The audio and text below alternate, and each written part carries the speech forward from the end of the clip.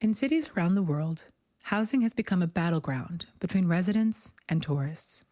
But in Mexico City, an extraordinary transformation is taking shape.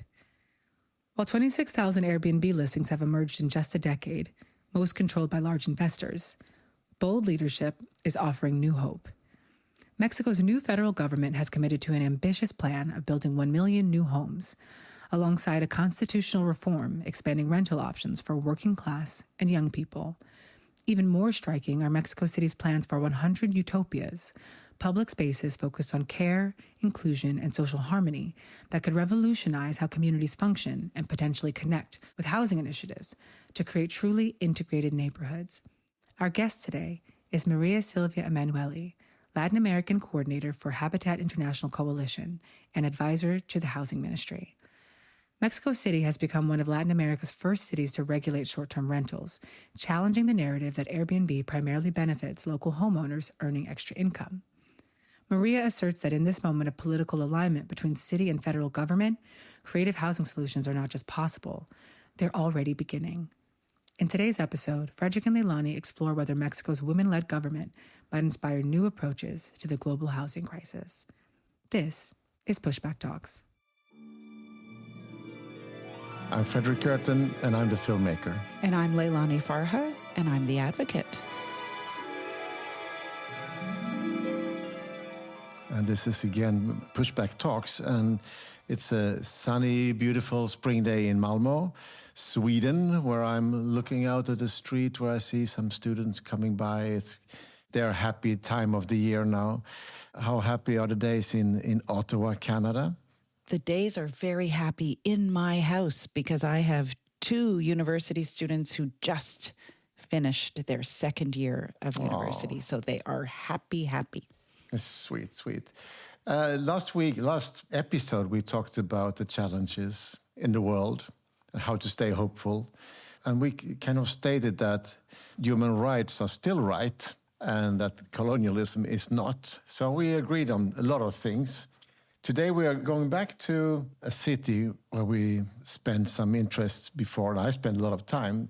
We're back in Mexico, and we have an old friend coming on, and that's Maria Silvia Emanuele, who is Latin American Coordinator for Habitat International Coalition, so based in Mexico City. And we met when I showed Push and Breaking Social in Mexico, and you've been on our show. So welcome to Pushback Talks, Maria. Thank you. It's really nice to be here with you again. Yeah, I can see that in your Zoom line. It says, Maria Silvia, Asesora Secretaria Vivienda. Are you advisor to the housing minister? Is that of the city of Mexico or of the... Yes, yes. I have a foot there also. Fantastic. They need you. That's a good thing. Thank you. When we started to plan this podcast, we were talking about the FIFA World Cup happening next year. And the funny thing with that is that it's 3 countries doing it together. But regarding to the president of one of them, it should only be 2 countries. And then there is like a trade war on the other one. It's interesting because you are in Mexico and you are in Canada. And so in between you have this problematic child, the United States of America. So there will be an interesting game going on next year. It's really hard to travel, won't it? Well, we're all talking about it already in Canada. I don't know about Mexico, but we certainly feel this. I mean, we've always had a lovely relationship with Mexico as Canadians, but now we feel much affection for people in Mexico. And this World Cup is already starting to get us thinking about how is this possible? How is this even going to work at all, given the U.S.'s position with respect to our 2 countries? I don't know, Maria, is it a conversation happening in Mexico City? Well, I think here the most important conversation is about like the happiness to have a World Cup again, the tourists coming, and the idea of having people visiting. I think this is the focus. Not everyone has this same sensation. We have also important social movement already criticizing what is going on because there is this big stadium that is being renewed, and many things are happening around this renewing. So yes, in general, I will say people is really happy. We had the Formula One also just a few weeks ago or months ago, and now the World Cup.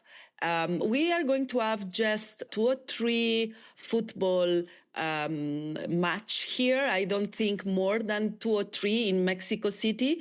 But even so, yes, there is this enthusiasm around the majority, I will say, because of the World Cup, yes.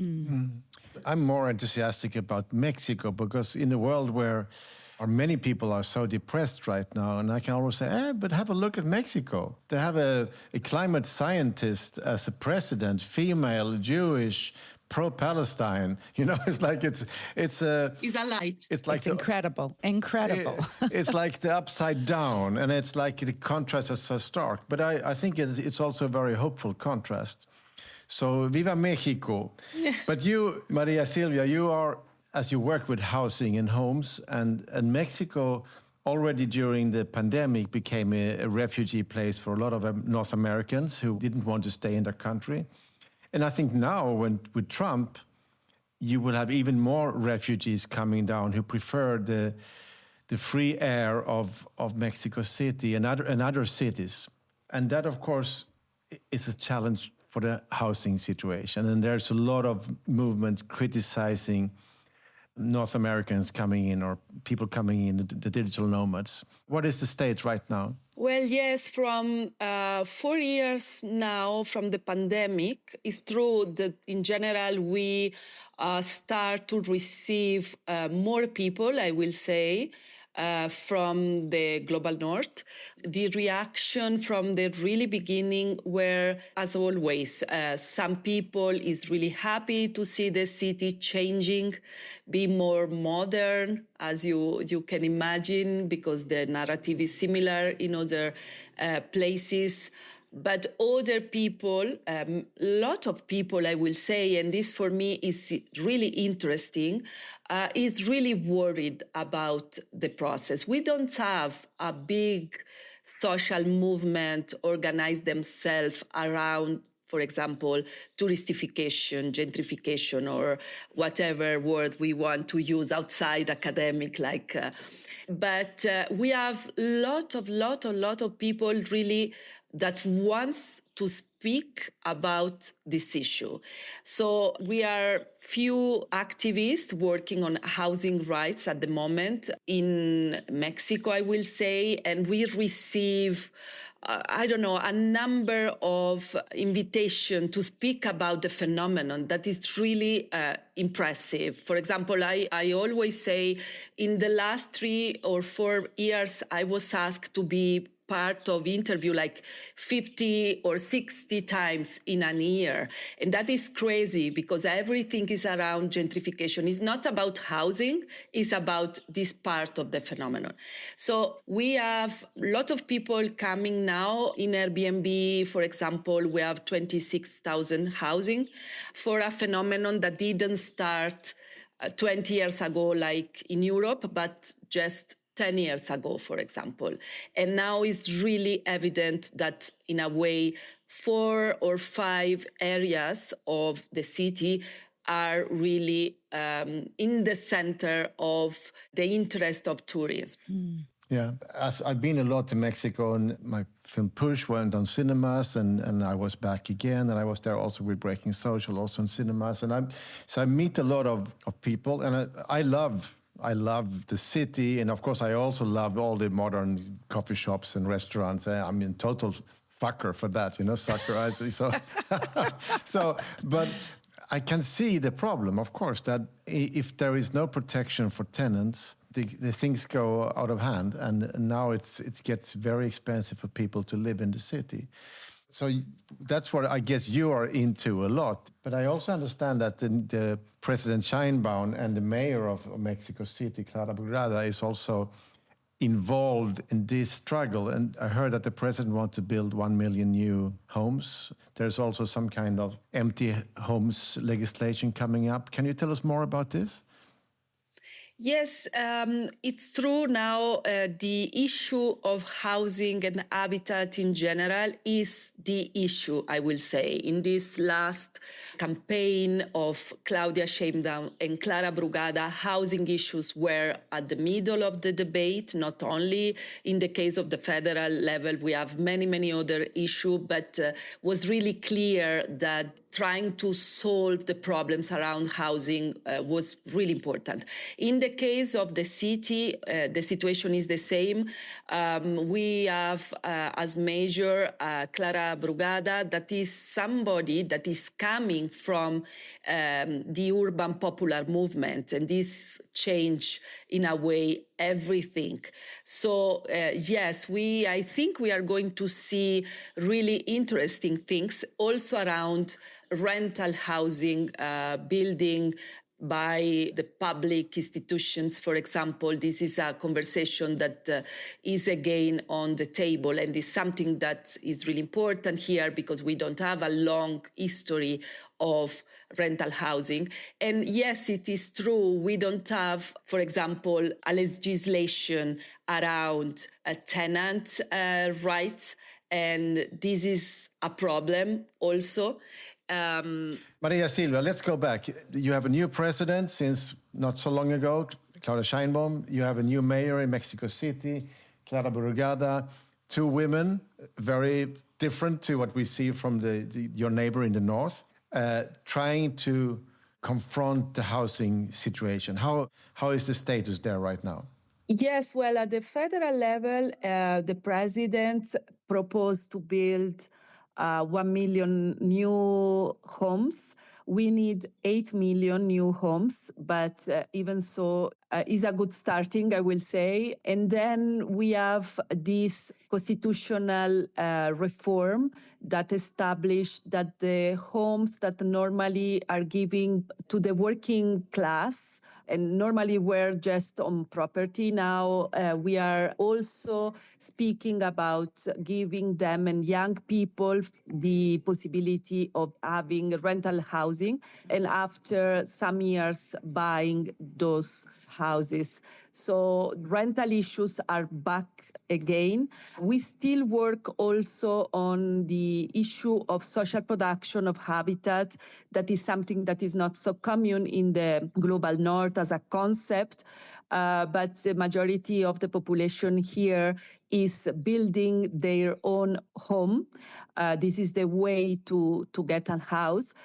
So we hope to see something new also, really to around this way to get a house, also because of people participating and managing all the process. So the social production of housing is on the table again. And at the local level, I think we have really interesting things because, well, we have these care spaces in a way as utopias. You heard about it, these spaces that Clara Brugada already built in Iztapalapa when she was the mayor of Iztapalapa.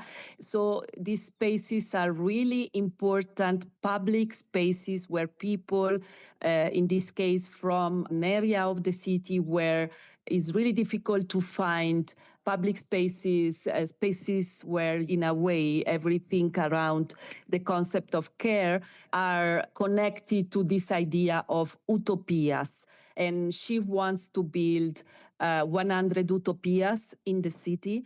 I hope that this will be done also in connection with housing, not just new public spaces, but also all the concept of habitat connected to utopias. And we really need to protect from speculation these kind of spaces.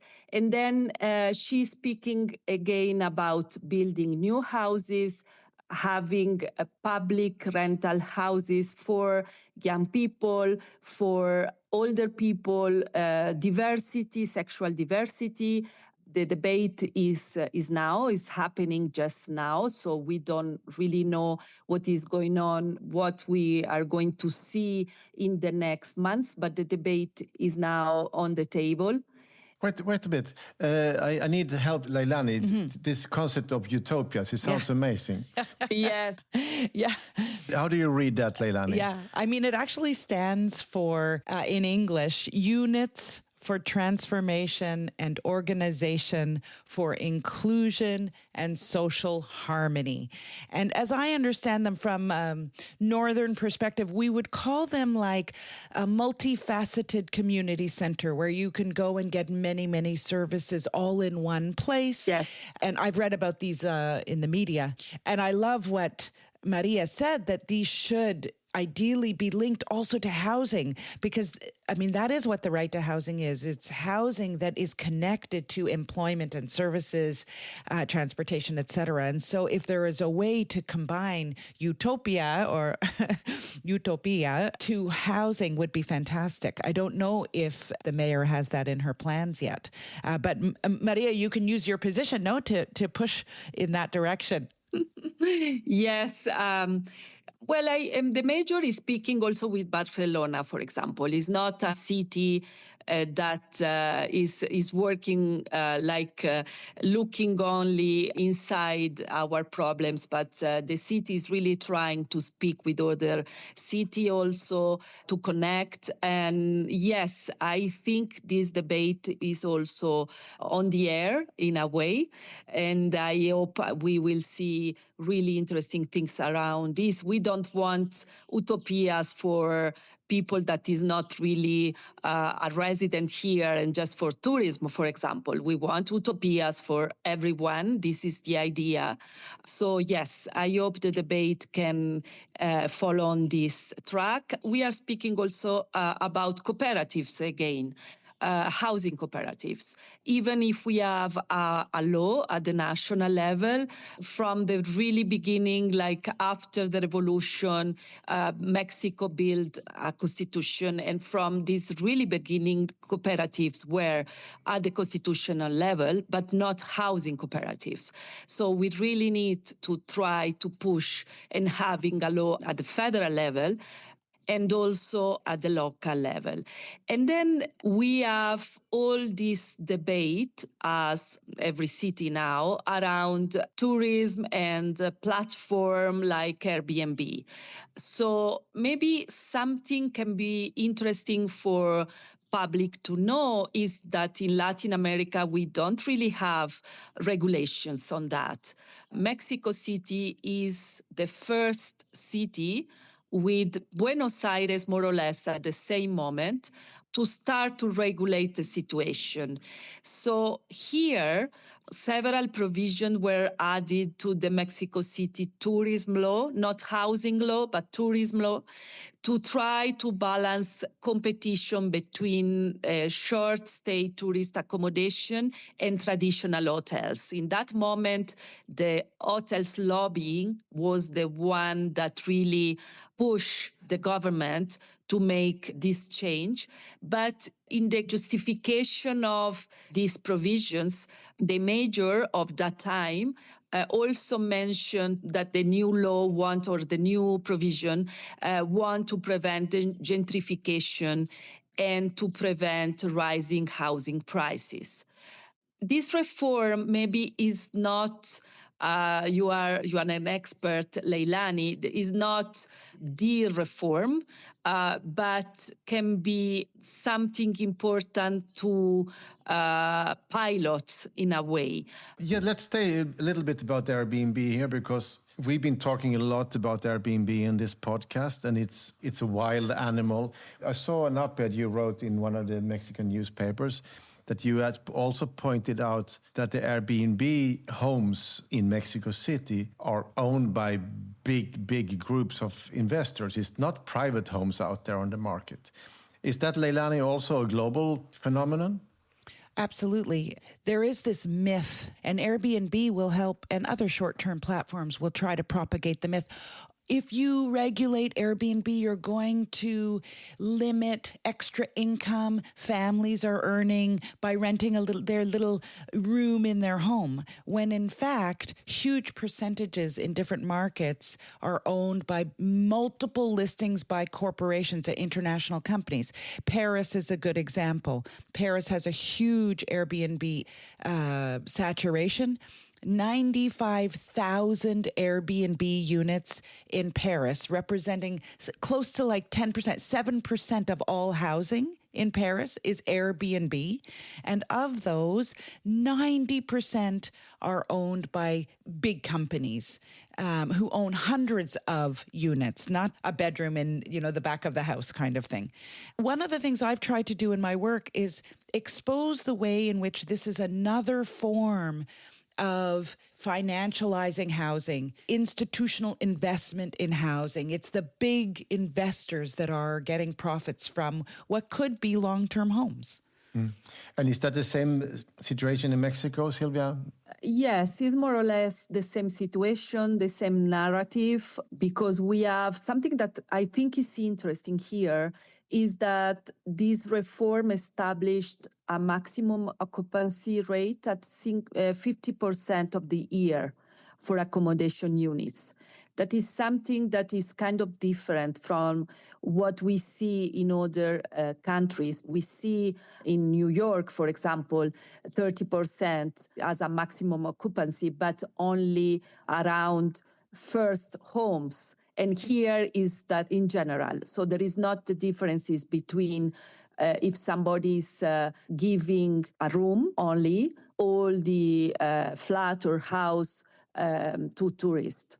So when we analyze the reaction of this law, we discover that only 17% of the housing that are on Airbnb can be really affected. And those houses are in the hand of big companies. So yes, this is the situation here. The narrative is the same that Leilani was pointing out. We have also here this idea of people earning money because of an extra room, but is not really the situation. The phenomenon is really similar as in other countries. And Airbnb has been suing the city of Mexico like they've been doing in many other countries, also what I can see. So it's legal fights happening also in many places. Yes, there is this legal fight. We already saw also, as in Spain, for example, and Italy, specific studies paid by Airbnb saying that they are not the ones that are really causing the crisis, the housing crisis. The methodologies are really similar from these studies in different places. Leilani, how do you see this? Well, one of the things that's really interesting to me is the arguments Airbnb is making in Mexico. They're saying that it's giving an unfair advantage to hotels and giving hotels a monopoly. But the difference between hotels and Airbnb is hotels are owned by many. Airbnb is a particular one company, one platform. And so to compare the monopoly that Airbnb might have with the monopoly that hotels might have seems ridiculous to me. They seem unwilling to recognize the impact that they are having themselves as a platform on long-term residents. I mean, that's the real issue here. You have all of these units being used for non-local populations, right? And hotel staff can be unionized. Exactly. Good point. They have rights. They have rights. Exactly. It's also a hell of a difference. Absolutely. So I understand that there are issues around tourism for a lot of cities and countries, right? And Mexico's now staring down tariffs from the United States, and that's going to destabilize their economy like the rest of the world. And tourism is one way in which Mexico benefits economically, presumably. That being said, people have to live in the cities and towns and villages And if Airbnb is occupying too much of the housing stock, it's a problem. And there are studies that show that where Airbnb is concentrated, local rents go up. And academics have shown this. So Airbnb resists that data, but that's what academics have shown. Yeah. So how do you see this coming up in the coming years, this battle? Maria Silvia. Well, the law I was mentioning is one-year-old law in a way, but is not active. We don't use this law because the law established that the city need a platform to register. Only Airbnb, this is a strange thing, not other platform, only Airbnb at the moment. Ads needs to be registered in this platform at the local level. As you know, other experiences in other countries, in other cities start with this kind of register. And we also know that is not enough. But even so, we don't have the register at this moment. So it's really difficult to analyze the effect of this law. As we discussed before, the World Cup is coming. So there is this difficult moment really to take decisions. Here, Airbnb is taking 5% from the owner as tax and is giving this tax to the city. Is not much, and the city is not really controlling. They don't know if the money that Airbnb is giving to the city is correct or not. But even so, it's something that is being used also for other things. And in the study I mentioned, Airbnb is saying, okay, you can take this money and do more social housing with that. And the total is really low, is not really useful for this, but this is the conversation. So I just have one thought that I Sure. bumped into my head is that now with President Sheinbaum and with Mayor Brugada, when we've been talking to cities all over the world, it's always been a complaint. Yeah, we in the city, we want this, but the national government doesn't.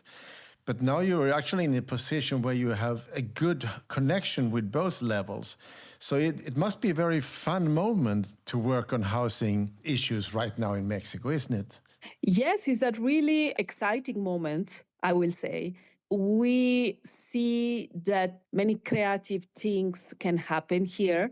I think the energy is totally positive to build something new, to build something creative, to also really connect, as I said, with other experiences and to try these experiences here. So it's a really good moment. And in the case of Mexico, the city of Mexico is like a state. So there is not this problem as in other places where cities cannot do something because of the federal government doesn't want.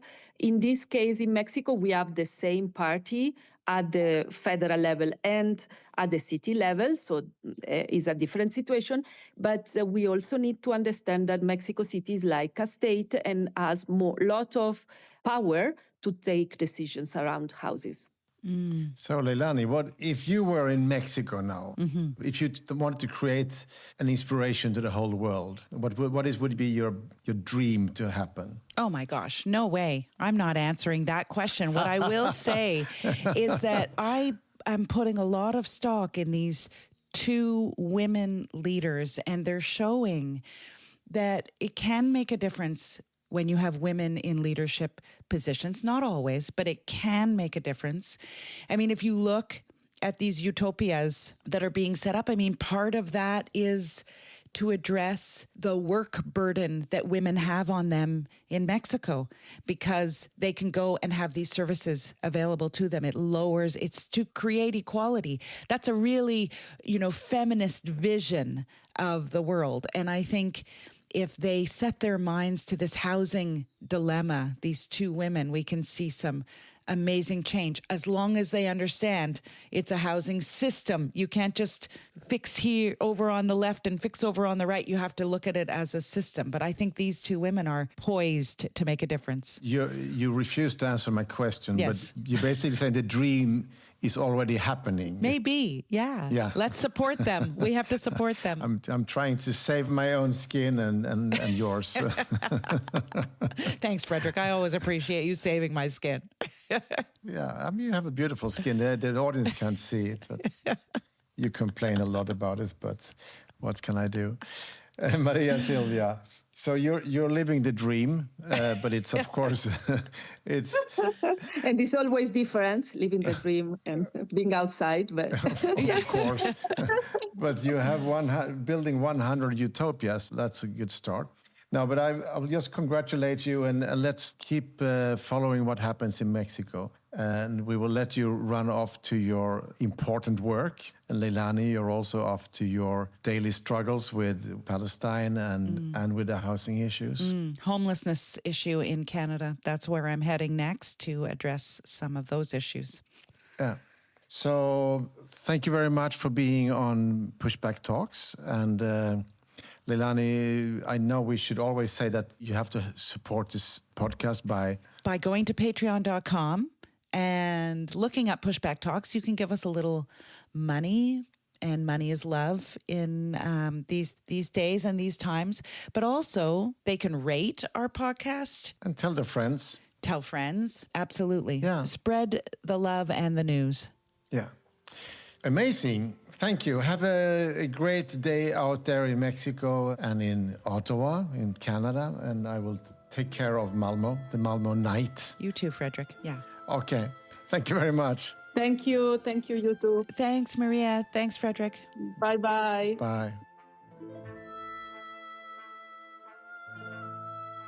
Pushback Talks is produced by WG Film. To support the podcast, become a patron by going to patreon.com/pushbacktalks. Follow us on social media at make_the_shift and push_the_film. Or check out our websites, maketheshift.org, pushthefilm.com, or breakingsocialfilm.com.